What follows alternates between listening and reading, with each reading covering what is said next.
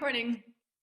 Hi, so I'm Nicole Casanova. I'm here having amazing conversations with women entrepreneurs talking about leverage and the relationships, the little shifts they made in their businesses that catapulted them to success, all because they focused on leverage. So today I am incredibly excited because I am getting to be here with Natalia Oberti Noguera. Did I say it well? Almost Tell me. 100%. Natalia Oberti Noguera or Nakis on Twitter. Say your Twitter again. Nakis, Nakis. Excellent.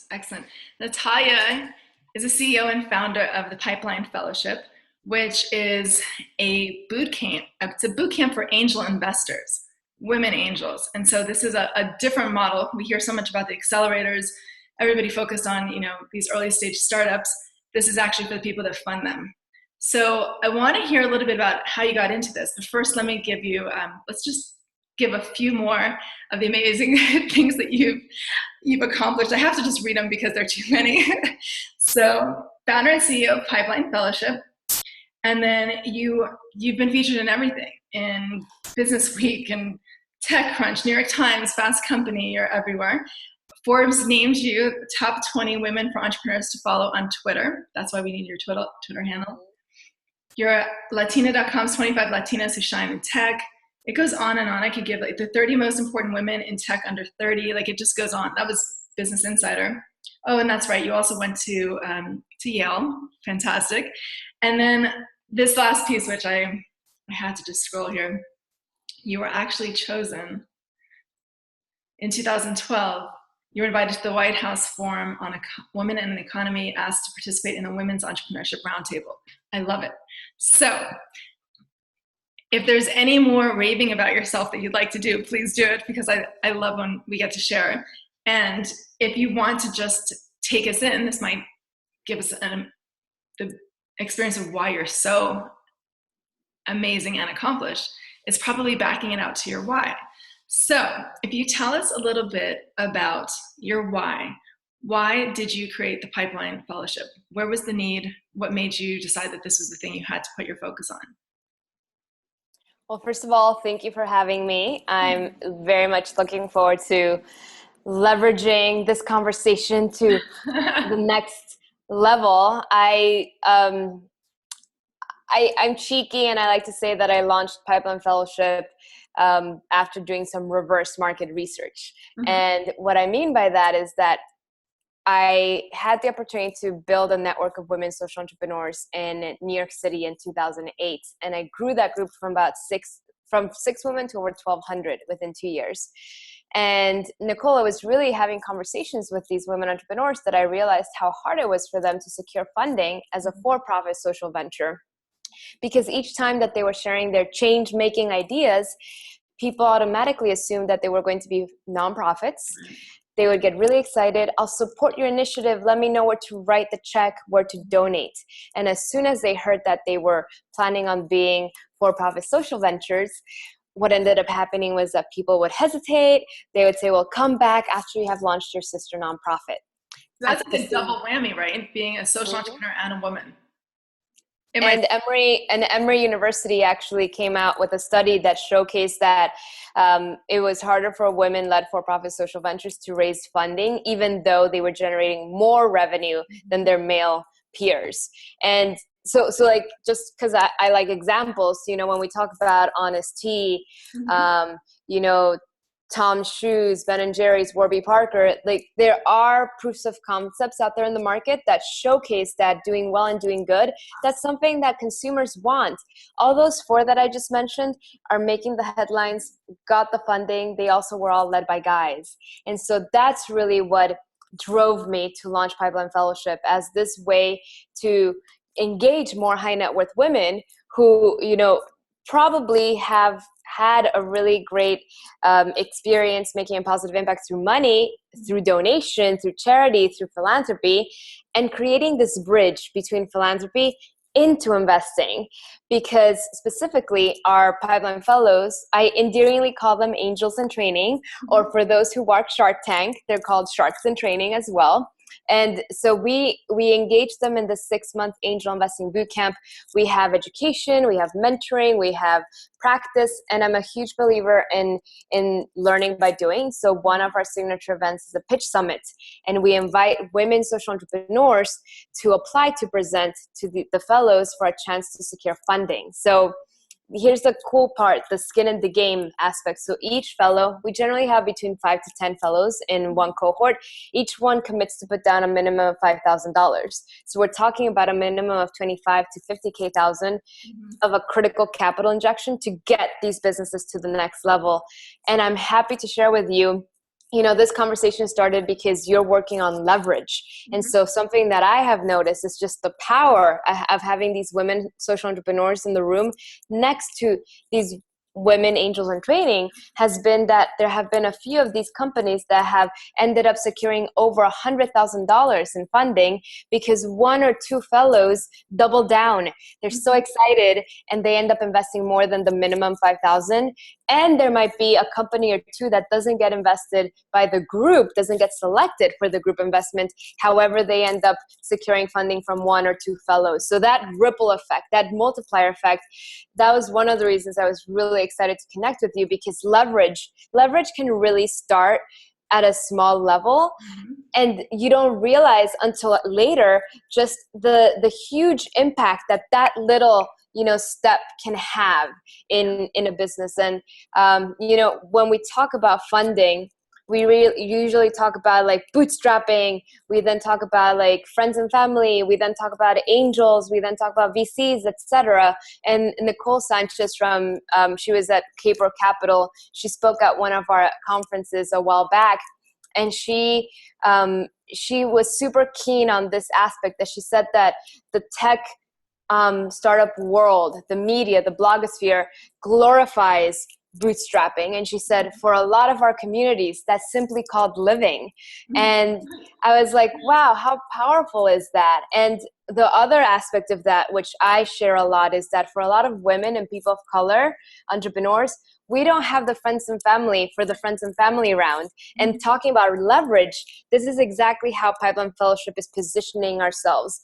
We are the friends and family for a lot of women and people of color entrepreneurs, and we're leveraging our network so that these companies can then get to that next level in their business growth, in the funding continuum, and in ultimately their success.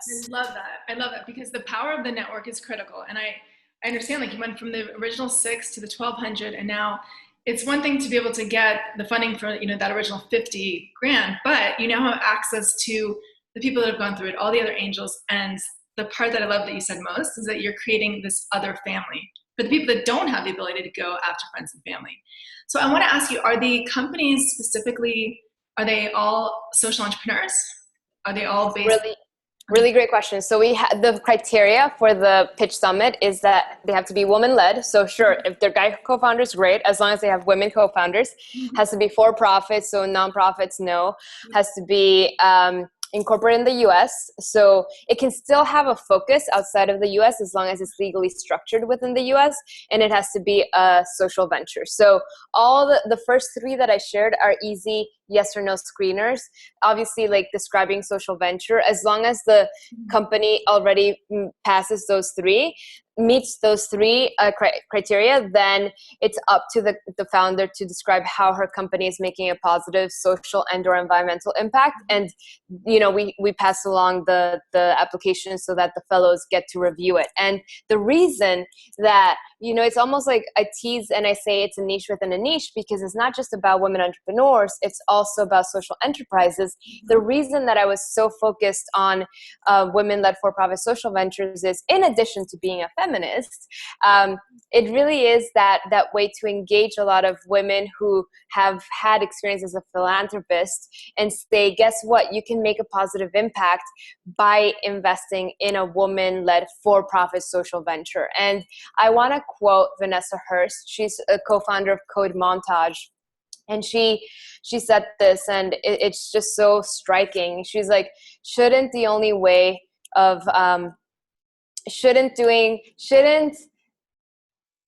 doing good be the only way to make a profit. Right. And, you know, when you think about it that way, we in the impact investing ecosystem, we still don't have those angel investors that we see in the tech startup world. And so here we are making the case on why you need to invest in companies that want to do good, right? And so much higher.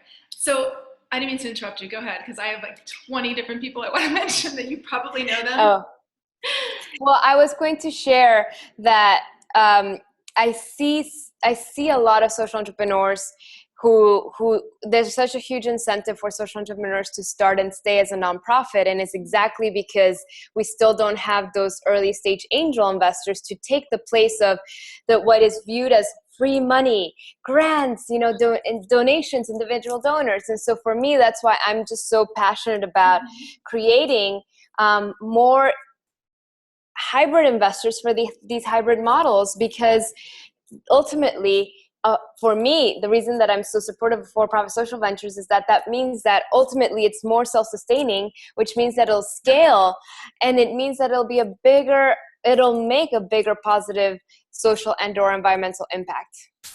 This is a big thing. I feel like I just got a new piece from you, because I have this frustration with nonprofits in some of that world where there's almost like a victim mentality of, you know, we just need to receive. And it kills me, because you can have so much more impact if you really focus on being sustainable. So that piece of not having access to the investment, maybe I don't think of it as much just because I live here in Boulder, Colorado. I work out of the Impact Hub. Are you familiar with the Hub? It's like, yes. Work. So I just want to list some names and we'll go back. But if you don't know these people, I want to introduce you.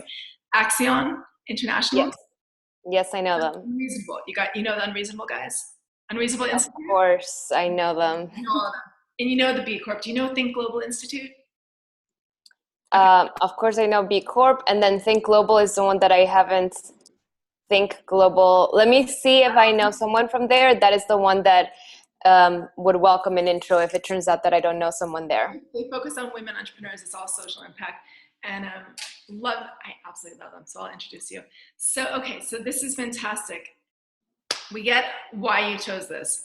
How did this become a big thing? Like, what was there a certain person? Was there a conversation? Was there a community that gave you the ability to scale this big time? Because we spoke for 2 seconds before we got on the call, and you told me that you started in New York. And tell me this year, how many cities are you in? You just gave me a list. Yeah. So we launched April 2011, and we first started in New York City because that's where we're based. And then we headed to Boston. We added the Bay Area. This spring, 2014, we expanded into Chicago and DC.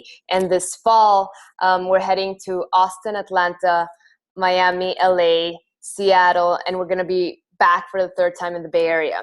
And so to give you a sense, and this is very tweetable, so feel free to live tweet, why people ask, like, how do you decide where to go next? And so it really is, entrepreneurs are everywhere, capital isn't. And so while we do get a few emails, let's use Seattle as an example, from women who are interested in becoming angel investors, we get many more emails from women social entrepreneurs who are based in Seattle, who are having a hard time accessing capital at the local level, who are probably Googling money. And then what comes up is Pipeline Fellowship. And so they share with us, there are high net worth women in our communities. You need to come, you need to convert them, you need to activate them so that they can start funding our businesses. And so that's really one of the levers for us to decide where to go next. It's the deal flow, because obviously the deal flow is there, the entrepreneurs are there, and I'm super passionate about this concept of activating local capital for local entrepreneurs. There was a few weeks ago, it might not be months ago, I read this article that this guy had posted on how there's so many entrepreneurs blossoming in the Midwest, and it's so awesome and fantastic. And according to him, there are no, there's no capital in the Midwest. And so his response was, well, then the entrepreneurs need to move. And guess what? Some people might not want to move. Some people might not be able to move.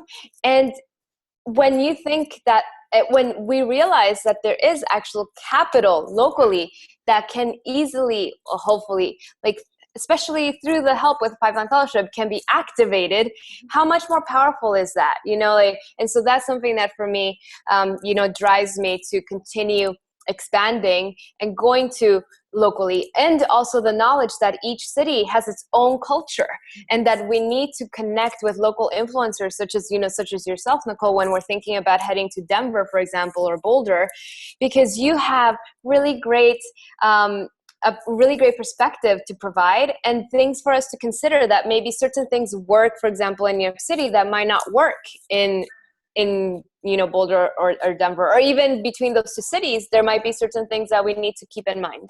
I love it. So you've almost had an experience of creating pull. The entrepreneurs are pulling you because they know that there are people in those cities that have access or they have capital. So I'm finding out about angel groups up in Montana, groups of angel women. There are people all over, and so I like that this is locally sourced because it does keep the culture consistent. And I think that if you get to invest in somebody that you actually know and that you can connect with at a real personal level, it probably makes significantly bigger difference in the relationship you get to continue later on. And, I really, talking about pull, I was really pulled by the concept of your book and, these talks, etc., these conversations regarding leverage. And one of my favorite definitions of angel investing is that it's smart money. And that idea that it's not just financial capital, it's also human capital, it's also social capital. And so for me, as an LGBTQ Latina, I think about diversity a lot, every day almost. And so that's something that I'm super passionate about. It's not just about getting more women into the U.S. angel investing. It's also about getting more people of color into angel investing. Like in 2013, out of all U.S. angel investors, only 19% were women and only 4% were minorities. And when you attach that, very prominent venture capitalist angel investors in the U.S. that have said on the record, when he was asked, what do you look for when you invest? And his answer was someone like me. I'm glad that he said it aloud, because a lot of people are thinking it, they're just not saying it. And so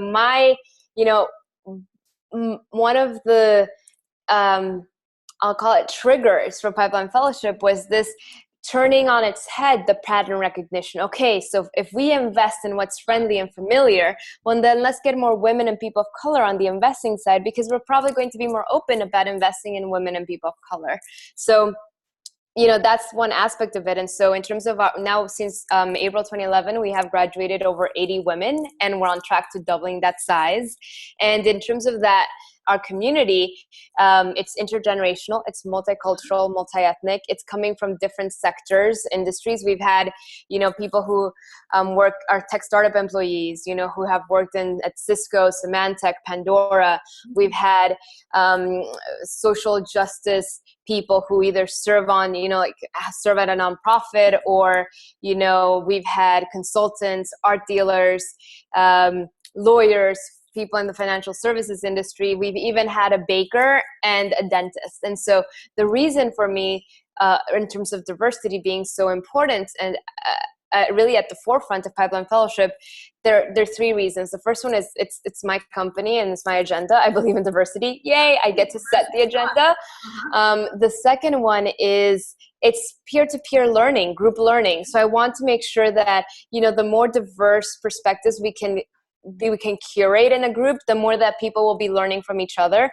And ultimately, the third is that woman entrepreneur who will be selected for the investment, going back to that definition of smart money in terms of angel investing. So of course, the financial capital is already there.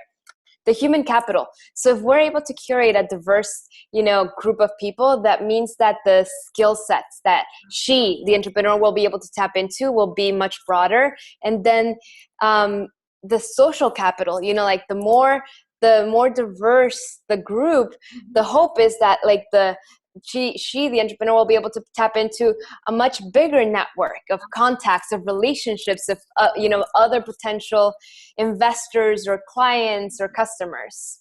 Absolutely, absolutely. And we have this conversation a lot about the few women that are in technology and investing, all these different places. And really, it is not male or female. It's not, it's all about diversity of thought and how much more expansive that is in so many other ways. So when you talk about leverage, that's probably like one of the biggest things is don't be so narrow and leverage all the resources that you could possibly bring to the table. You actually have a picture on your website. You have a little visual of what the patterning, like of the investment scenario of what it used to look like, white men looking for white people. It's a funny, I like that on your site.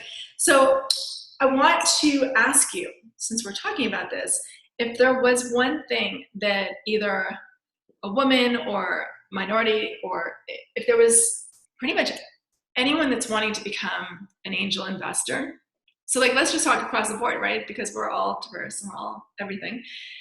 What one thing could they leverage? What one thing would have the most impact if they did this one thing to become an investor?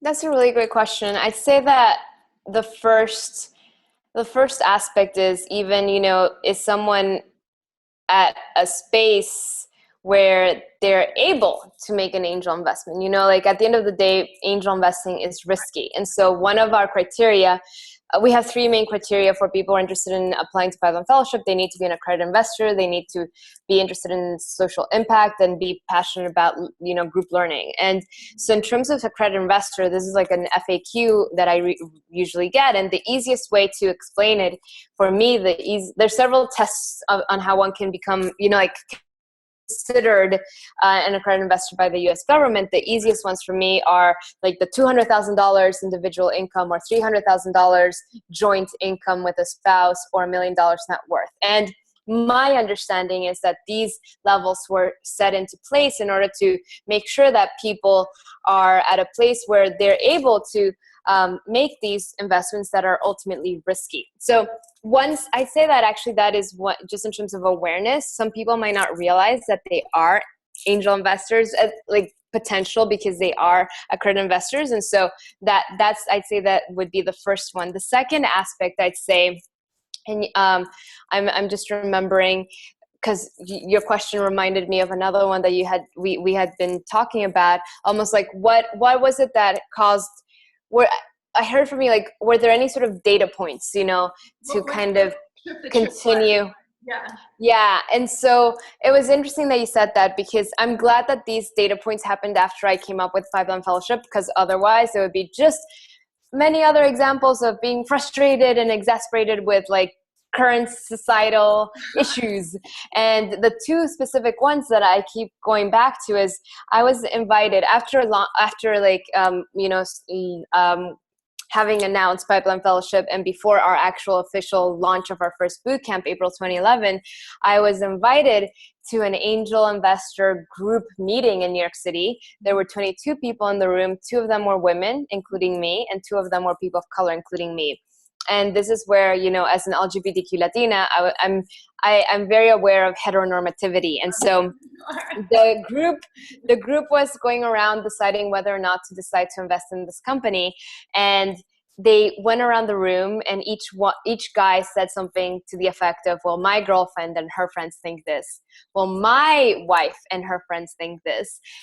And it was so obvious to me that the wisdom of the women, the expertise, the contacts of the women, all of that stuff was in the room. They just weren't. The women were not in the room. And so Media Ponte, she has this quotation, which is, if you don't have a seat at the table, bring your own chair. And so, that's really what Pipeline Fellowship has been, like that chair that we're bringing into a lot of these boardrooms. And what has been exciting is that we have been able to, I'm a huge believer in creating the safe space for people to learn. So obviously that's why it's an angel investing bootcamp for women. At the same time, a lot of our speakers and our mentors are guys, and because we want to make sure to integrate our fellows into the predominantly white male networks versus creating a silo. And in addition to that, another question that we get asked is like, what does success mean for Pipeline Fellowship? And so of course, we have these two goals of increasing the diversity of the U.S. angel investing community, creating capital for women social entrepreneurs. Ultimately, it's how many of these women we activate. Do they continue to stay active? Do they continue to invest after having graduated from the program? And I'm thrilled to share with you that several of them have gone on to invest in their 6th, 7th, 8th startups since graduating.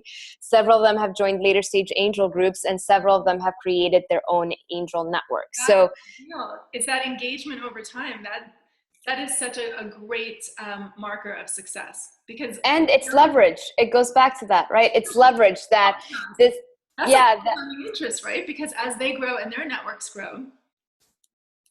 And what has been interesting also has been even this idea that we are this launch pad into angel investing for a lot of people who might not necessarily have considered themselves. And then, as I shared with you, this passion about making sure that our Pipeline Fellows are, intergenerational, multi-ethnic, multicultural, coming from different sectors, especially the current angel groups that maybe are a little bit more static. Mm-hmm. We have had several of them that have increased diversity by joining those networks. I have some Pipeline Fellowship alumni have joined Investor Circle, Golden Seeds, mm-hmm. and have been helping their demographic by diversifying it, which is really exciting as well. I actually kind of like that idea of kind of seeding them in these other angel groups once they come out, because I'm in conversations with angel groups quite often that are really wanting to have more access to women entrepreneurs and that the whole community. So you could just be hand placing them in different. We're infiltrating. It's in the ground. So let me ask you. I don't know that I got the full answer there. So I want to go back to one big thing that a new investor could do. What do they leverage that would be the biggest, have the most impact becoming a new investor? And what one thing could an entrepreneur do that would create the most leverage? Okay. So let's start with the entrepreneur, because that's an easy one, because I already know what it is. So of course, you probably know in the blogosphere that people talk about that women and people of color entrepreneurs, they don't get funded. The other side of the coin is that we're not pitching either. And there are at least 3 reasons why that's happening. The first one is we're not being invited into the room. So let's acknowledge that that's an issue. The second one might be that we don't realize that we have a scalable business model that could benefit from angel or VC financing. And then the third is, and this is where I come out and I share with you that I am pro lean in. I do see that there's a lot of hesitation, more than usual, when compared to straight white guys. Example, I was speaking at a conference and there were 2 volunteers. One was the straight white guy, and then the other one was I think it was a straight young white woman, and they were both graduating. The conference was in November. They were graduating that next May. And of course, my bio is accessible, so people can read it, and usually they're money, she's connected to cash. And so the guy approaches me and he's like, yo, this was before the app got funded, so maybe he was a early beta user or something, and he's like, yo, so I just thought up about this idea yesterday and I'm looking for funding, and this is what I'm going to do after graduation 24/7. Yesterday I thought of this idea. She probably has been working at it for 10 years. No, that was okay, so that was the guy who said that. Saying, he was I came up with it yesterday, I need money. Well, and you know exactly where I'm going with the woman. So the woman, on the other hand, she's like, yeah, so I've been working on this idea, this small project, not that long, for the past 18 months. Uh-huh. But you know what? I think that I really need a couple years of work experience before I really can go out there to become an entrepreneur. So I'm looking for a job before so that I can do that after graduating. And it was just such a contrast, in terms of the where they both were coming from. And so I say the just in terms of what can a woman or person of color entrepreneur do, it really is step up to the plate, and I have the saying, which is pitching isn't a zero-sum game, because a lot of times a lot of women and people entrepreneurs think like it needs to be perfect because it's my once, like otherwise, like why should I pitch if I don't think that I might win or get the money. And they don't realize that even if they don't secure the funding, the potential investors in the room, might either, maybe they're not interested in the company. However, they might know someone who is, and or alternatively, the feedback that they're going to get is going to get them closer to a business model that will work, and will hopefully be successful. And they're branding themselves, now they're in the room. And it's interesting because I think this comes up with entrepreneurs quite often. The whole idea of the ask is incredibly different. So many triggers and judgments come up when people have to ask for their value or their worth. And I know it's harder for women. With entrepreneurship, I feel like it's another level of difficult because it's your baby. It's like your identity is so tied to this thing that it's not just, I'm in the room asking because I know this is a viable product. And it's like, this is me. Will you fund me? And there's so much attachment to not the idea and not the product or the offering you're bringing to the table, but me as a person. Am I worth what I'm asking for? And so it's interesting because you just gave me, you just provided me an interesting way to offer like the other side of the conversation, which is, what's your advice for an aspiring angel? And so specifically, I'd say with women and people of color that, once going back to the smart money, like as the definition, that there are a lot of women and people of color who are already doing 2 out of those 3. They're already doing the human capital and they're already doing the social capital through community service, through volunteering, through all this stuff. It's the third. Step up to the plate in terms of like put down money. I'd say like that would really be the big aha in terms of, are you an aspiring angel? Well then like actually do it, like just do it. Just put down some money. You know what? That's interesting. Because I'm not on that side, at least not yet. And so that the fear must be equal or bigger because there's so much risk to it. And so this is where I will just share with this is, I'm like, I have to give you this example. So this is once again, it's very heteronormative. So prepare yourself.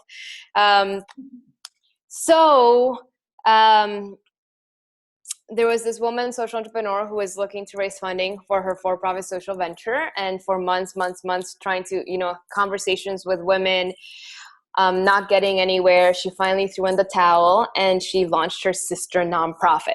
She went back to all those women who wouldn't write her checks for her for-profit social venture. They all signed $5,000 checks for the nonprofit. And so one of the reasons being that, and this is why I said it's heteronormative, because a lot of these women were married to guys. And so that concept that the philanthropic portfolio, was entirely owned by the woman and she could do anything with it. However, once it became even impact investing, it's like, oh, I'm going to have a conversation with my husband, right? And so even with respect to thinking about wealth and that sort of conversation, like, I had 2 simple goals: change the face of angel investing, create more capital for women social entrepreneurs. I didn't realize that I was also going to have to be challenging like the societal perspective when people bring up 2 words, women and money. Like when people hear women and money, it's generally like, oh, you're doing grants, that's so awesome, or philanthropy, charity, and all that stuff is great. However, when people hear men and money, what are the 3 associations? Shark, financier, businessman, venture capitalist, all these things. And so that's the other aspect, that it's really about pushing the envelope of people's perceptions, and or misperceptions at that, and even our own self-perception. So even, there was this, so one of our signature events is a conference, which is an all-day event on angel investing, and it's open to the public. It's where we officially, introduce our new batch of Pipeline Fellows to the VC angel investing community. And it's also, we invite, entrepreneurs, and they've shared with us that it's helpful hearing a little bit of like what the angels are learning to then better position themselves. And I tease because I say, like we have a few of our speakers are white guys for diversity. So like you can just imagine how like in terms of like how we make sure like our speaker roster is diverse and inclusive. And so a woman of color attendee approached me after our first ever conference in New York City. And, you probably heard Marie Wilson from the White House Project say, like, you can't be what you can't see. And the woman approached me and she said, I was really skeptical about being an angel investor this morning. And then I kept seeing myself again and again on panels, reflected back. And that's when I finally realized that, yes, I could be an angel. And so that was really powerful. The simple fact that she saw people she identified with, women, people of color, who, guess what? We're not that many. That doesn't mean that the number is 0%, right? And that the numbers you gave us are more than there are women angels in the UK. So I love both of these stories. I mean, this is such an interesting place to even go with the conversation. And I love the idea that when you see your mirror reflected back, absolutely allows you to, step into being that person even more so. I want us to talk forever and we're going to have to go soon. So let me ask you one last piece. I'm all about creating community and engagement and want to be able to support you in whatever form. So is there one thing that we can do for you? When we put this out there, there'll be a place where if you ask a question or whatever you need, we'll have comments. We'll be able to get feedback from everybody else. So is there anything that we can support you with? Well, I'd love it because right now, obviously, we're in the midst of interviewing for our angel investing boot camps in the fall in Atlanta, Austin, LA, Miami, Seattle, and back in San Francisco. So, having this conversation, inviting a woman in your network to consider learning about angel investing, that would be really great. And what's interesting is that people are like, well, what about the entrepreneurs? We have wait lists of entrepreneurs, like we need to activate more capital for them. And so I'd say like that would be, the ask. Encourage a woman in your network to apply to Pipeline Fellowship. The other aspect, which I really loved, and I'm going to anticipate, was I really loved how you said they also do the to-do and the to-don't. And so I'd say like the to-do, one of my favorite ones, and it's also tweetable as well, so please feel free, is sit at the bigger kids table. One of the examples that I have is from Marissa Mayer. She talks about her middle school piano teacher who had a daughter, and the daughter in junior year tried out for the volleyball team in her high school, and she had the option of either starting in the JV or benching on the varsity team, and she ended up deciding to bench on the varsity team. And the question that Marissa asked her teacher was like, well, how come she decided to bench? She could have been a starter. And then what ended up happening was that the next year, her senior year, she went, for tryouts again, and she ended up starting on the varsity team. And all the starters of the JV team, they ended up benching their senior year. And so the moral of the story was, yeah, sure, she was benching. At the same time, she was practicing with better people. And so that idea of sitting at the bigger kids table, really make sure to surround yourself with people who will stretch you and who will get you closer to what your potential could be. In terms of the to-don't, I'd say that Egosa Omoigwe, he's at Egosa O on Twitter. He has been one of our past Pipeline Fellowship mentors, and he's an angel and a VC based in Silicon Valley. And, people generally if people are familiar with the, the lean startup methodology, they've heard of the MVP, the minimum viable product, was the leanest thing that you can go out there with a product. And so he talks that women and people of color entrepreneurs, we overdo the MVS, which comes before the MVP. And the MVS, according to him, is the minimum viable scholarship. So that idea that, like, wait a second, before I like launch my startup, I just need to add another appendix to my business plan, or like I just need to research more, read more, like prep more before actually, like, guess what? Just doing it, just putting it out there. So I say that, that would be my to don't, which is like waiting. And then I guess for diversity, Nicole, I will leave you with a white guy's advice, which is Reid Hoffman from LinkedIn. He has the saying, which is if by the time you have launched either your startup or your product, if by the time you have launched your startup product, you're no longer embarrassed by it, you have waited too long. Oh, I like that. Okay, so you gave us don't sandbag, play at the big kids table, and then we have the stop waiting for everything to be perfect and actually get your shit out the door. If everybody knows and loves it and they're willing to accept your idea, then it's probably already too late. So if you want to be on the forefront, do something that people are already questioning. Once you feel totally comfortable, it's probably too comfortable. Yeah, and guess what? Like, if you put it out there, you'll get the feedback, and the iteration will hopefully be faster to get you to where you need to be. If you have it already out, then like holding it in. Mm-hmm. I had such a lovely time speaking with you. This has been so much fun, and I can't wait. We're going to have another conversation, just the two of us, and I'm going to learn more about your model, where you want to be, amazing things, and I want to create as many introductions as possible, and just send you my love. So I'm going to complete our call, and then hold on 1 second, and I'll say hi to you on the other side. Awesome. Thanks, Nicole. Glad to have been part of your leverage experience. Okay, thank you so much.